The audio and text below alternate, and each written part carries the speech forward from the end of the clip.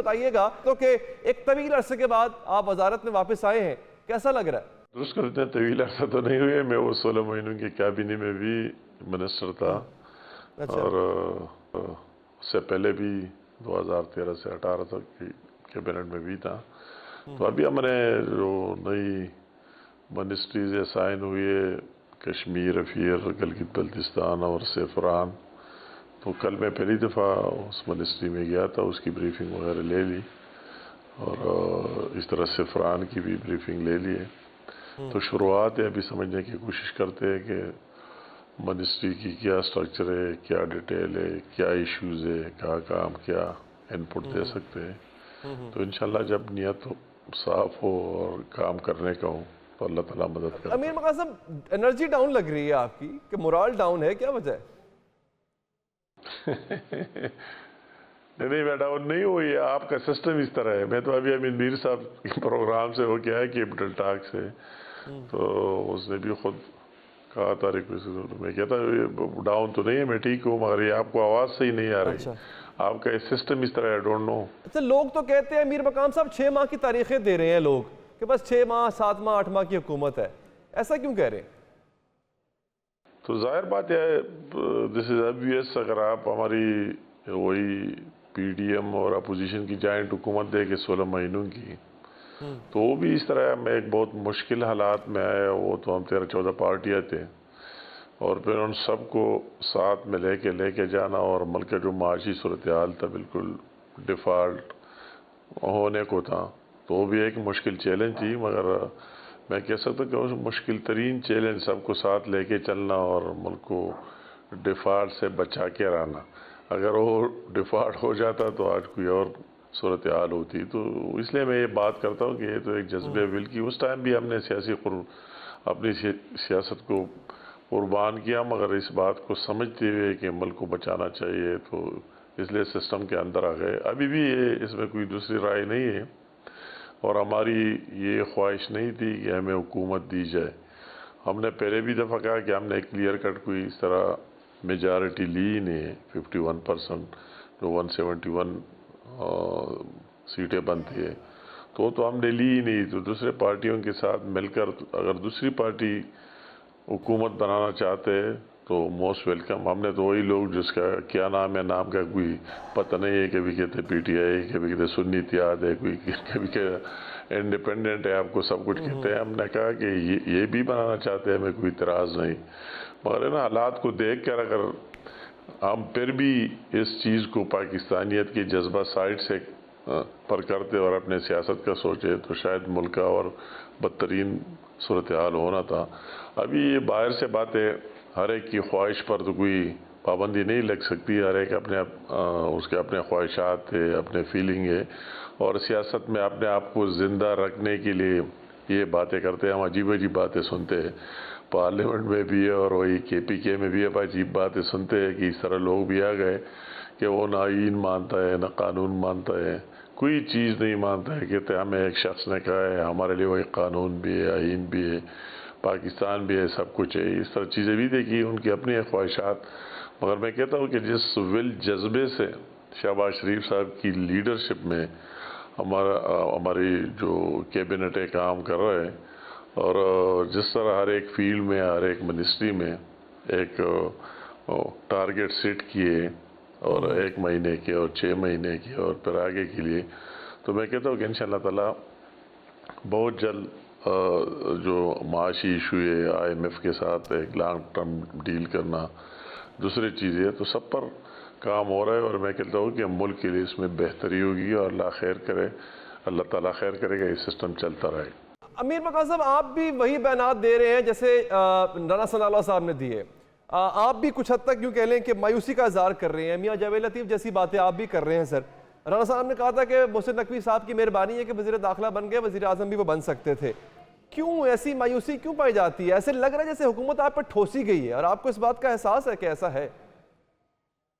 نہیں، مطلب ہے یہ بات میرا اور جو آپ نے کوٹ کیا میرے بھائی کو، اس کی سوچ میں فرق ہے۔ ہم نے یہ نہیں کیا کہ میں نے یہ کہا ہے کہ ہم نے ملکی مفادات کو دیکھ کر اگر ہم حکومت نہ لیتے، شہباز شریف پرائم منسٹر نہ بنتے، تو آپ مجھے بتاؤ کیا بننا تھا، اس ملک کا کیا حال ہونا تھا اور کس طرح یہ سسٹم اور نظام چلنا تھا آگے۔ تو ہم کہتے ہیں کہ ہم نے دوبارہ اگر وہ 16 مہینوں میں آئے بھی ملکی مفاد میں آئے، اپنے ذاتی مفاد میں نہیں۔ اور آج اگر مسلم لیگ نون گورنمنٹ کر رہی ہے اور شہباز شریف صاحب لیڈ کر رہی ہے تو اس کی نمبر 1 پرائرٹی پاکستان ہے اور اس کی مفادات ہے، اس طرح بات نہیں ہے سچ۔ اچھا سر، اپوزیشن جماعتیں بھی گرینڈ الائنس بنانے جا رہی ہیں، ہاں مولانا بھی آپ کے خلاف بات کرتے ہیں، پر تول رہے ہیں اپنے وہ بھی، ایسے میں آپ حکومت کیسے کریں گے؟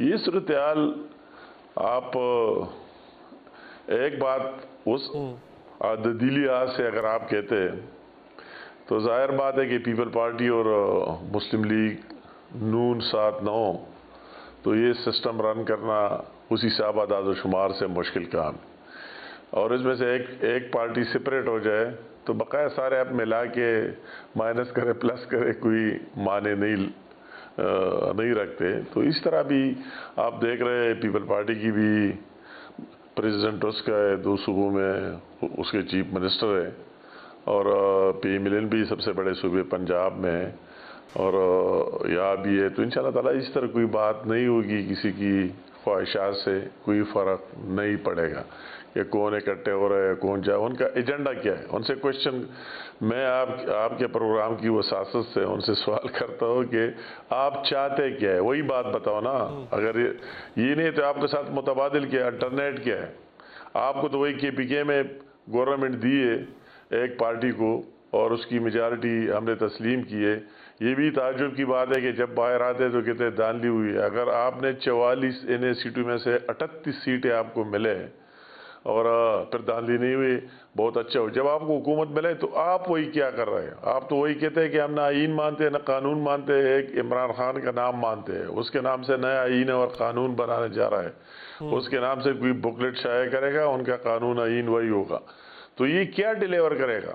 یہ لوگ اگر کہتے کوئی پروگرام تو دے دیں نا، آپ کو تو کے پی کے میں گورنمنٹ بھی دیے، جب گورنمنٹ دیے آپ نہ آئین کی مانتے ہیں نہ قانون کے مانتے ہیں، اور صرف اسی پر اترا ہے ہم یہ کریں گے ہم وہ کریں گے۔ تو یہ پاکستان کو کیا دینے کا کوئی پلان دے دے، بے شک آپ آج پلان دے دے کہ ہم اس طرح پلان دے رہے، یہ پی ملین والے چھوڑ لے اور ہم بقایا اتنی تعداد ہے اور ہم یہ کرنا چاہتے ہیں، تو ان کا تو کوئی اور عزائم ہے ہی نہیں، وہی ہے۔ آپ آج بھی آپ نے اس کی میڈیا ٹاکس اور یہ سب کچھ دیکھ لیے، یہ ہے کہ ہم احتجاج کریں گے، کیا کریں گے؟ وہ تو ایک شخص کے لیے سب کچھ کر رہا ہے، وہ وہی شخص ہے کہ پاکستان ہو یا نہ ہو وہی شخص ہو۔ آپ دیکھیں 9 مئی کو دیکھیں، دوسرے واقعات کو دیکھیں، وہ تو اس کے کہنے پر اس کو پاکستان نہیں چاہیے۔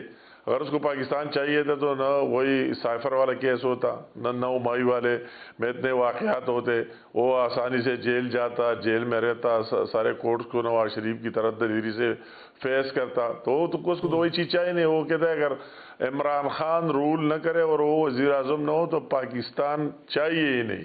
تو ان لوگوں کی وہی اپنی سوچ، اس سوچ پر ہم کوئی پابندی نہیں لگا سکتے، مگر ان کے سوچ سے پاکستان مٹنا نہیں ہے، اور انشاءاللہ تعالیٰ یہ گورنمنٹ بھی رہے گی، ڈیلیوری بھی کرے گی، عوام کو ریلیف بھی ملے گا اور یہ سسٹم بھی چلے گا۔ چلیں یہ تو ہو گئی نا امیر مقام صاحب سیاست کی بات۔ اب آپ کے لیے جو سب سے بڑا چیلنج ہے وہ ہے معیشت۔ آئی ایم ایف کہتا ہے کہ 1 کروڑ سے زائد لوگ خط غربت سے نیچے جانے جا رہے ہیں، آپ کو آئی ایم ایف کا پروگرام بھی چاہیے، اب آئی ایم ایف کی شرطیں بھی آپ کو ماننی ہے، آپ لوگ مزید مہنگائی کریں گے، بجلی تیل کی قیمتیں آپ بڑھائیں گے، مزید ٹیکسز بھی عائد کریں گے، کیسے قابو پائیں گے آپ اتنی مہنگائی پہ؟ کیسے اکانومی ٹھیک کریں گے آپ؟ کوئی ایسا پلان بھی آپ نے نہیں دیا کہ جو بڑا منفرد پلان ہو؟ 16 ماہ کی حکومت ہم نہ لیتے تو آج میں اور آپ اس پوزیشن پر نہ ہوتے۔ اگر پاکستان ڈیفالٹ کر جاتا، یہ وہ 16 ماہ کے آپ کے ثمرات بھی ملیں گے۔ میں آپ کو کہتا ہوں کہ آپ کو آگے آگے ثمرات بھی ملیں گے، 2 مہینے بعد، 6 مہینے بعد، سال بعد انشاءاللہ تعالیٰ اس کے ثمرات بھی ملیں گے اور اچھا وقت آ جائے گا۔ ہم سب کو احساس ہے کہ پاکستان کا سب سے بڑا ایشو مہنگائی ہے، اس مہنگائی پر بھی انشاءاللہ تعالیٰ قابو پائیں گے۔ وہی جو ریفارمز ہیں وہ دیکھ رہے ہیں ہم ریگولر کیبنٹ میں، اور پرائم منسٹر صاحب خود اس کو دیکھ رہے ہیں، پرائیویٹائزیشن کی طرف جا رہا ہے، وہی جو ہے جو نقصان میں ادارے پڑے ہوئے. وہی اگر بجلی چوری کی بات کرے کہ اربوں روپے کی بجلی چوری ہو جاتی ہے اور عام آدمی پر اس کا بوجھ پڑ جاتا ہے, اس کے لیے سوچ رہے کوئی حل نکالے. آپ وہی دیکھیں ایگریکلچر زمینیں اس ملک میں کئی وہی جو پروگرام شروع ہوتا ہے, اور اس میں آرمی چیف کا اپنی جگہ بھی انٹرسٹ ہے, ہم سب کی بھی ہے, اور ایک اس طرح ون ونڈو آپریشن کیے جا رہا ہے, اور اس پر انتہائی وار فوٹنگ سے کام ہو رہا ہے. یہ لوگوں کی اپنی ایک سوچ ہے جو باہر سے بول رہا ہے.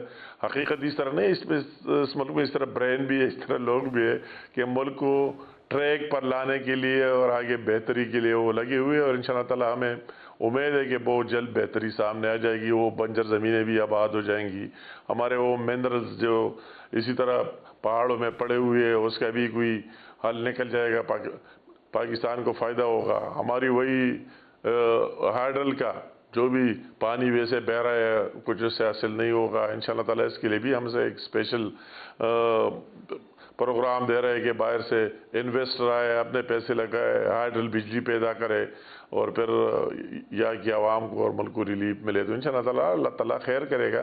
یہ اس طرح ون سائڈ ان کے ذہن, بعض لوگوں کے ذہن فارغ ہے, اس میں اور کوئی کام ہے نہیں. وہی صرف کہ سازش کس طرح ہوگا, احتجاج کس طرح ہوگا, پروٹیسٹ کس طرح ہوگا, ڈی اسٹیبلائزیشن کس طرح ہوگی. مگر اس ملک میں اسی طرح ذہنیں بھی ہے کہ ان کی سوچ ہے کہ پاکستان کس طرح آگے جائے گا اور کس طرح بہتری آئے گی. تو اس پر بھی ڈے نائٹ کام ہو رہا ہے.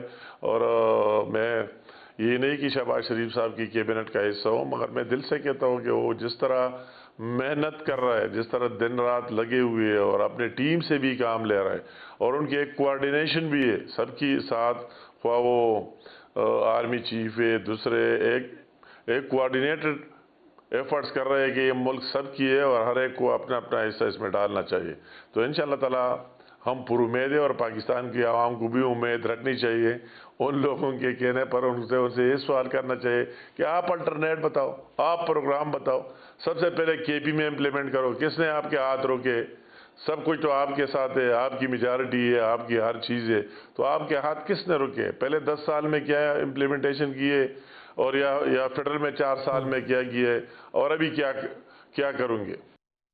ٹھیک ہے. اچھا امیر وقار صاحب, آپ کی وزارتوں سے 2 ممالک براہ راست تعلق رکھتے ہیں, ایک بھارت ایک افغانستان.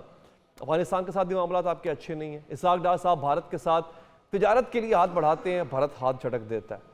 اس مسئلے کا, ان مسائل کا حل بھی آپ کے پاس ہے, یا وہ بھی آپ تلاشی کرتے رہیں گے؟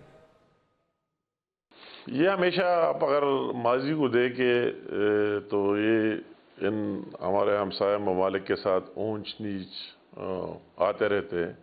اور آج ہم ان لوگوں میں, اور ہم سب کو یہ ہونا چاہیے کہ افغانستان میں امن پاکستان میں امن کا ضامن ہے, اور پاکستان کی امن افغانستان میں. اور ہمارے دونوں ملکوں کے گورنمنٹس کو بھی اور عوام کو یہ سمجھ لینا چاہیے کہ اس میں کسی کا فائدہ نہیں ہے. اگر ایک ملک میں بدامنی ہو, دوسرے میں بھی ہوگا, دوسرے میں بھی ہو تو پہلے میں بھی ہوگا. تو یہ احساس ہمیں ہونا چاہیے, اور ان کو ریئلائز کرنا چاہیے, اور اس پر ہم لگے ہوئے.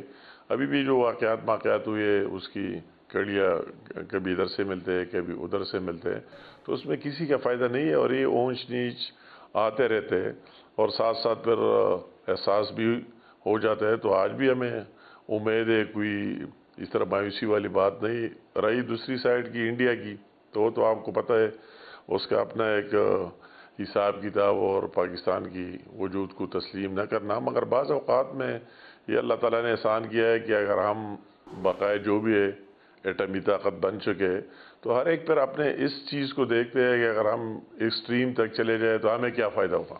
اصل بات یہ ہے, اگر ایکسٹریم تک چلے جائے اور ہم اپنے ہمسایہ کو, یا بقول اس کو دشمن کہتے ہیں, جو بھی کہتے ہیں, اس کو مٹانے کی کوشش کریں, تو ہم کدھر رہیں گے؟ تو ان چیزوں کو دیکھ کر پھر آپ آپس میں پھر بیٹھنا پڑتا ہے.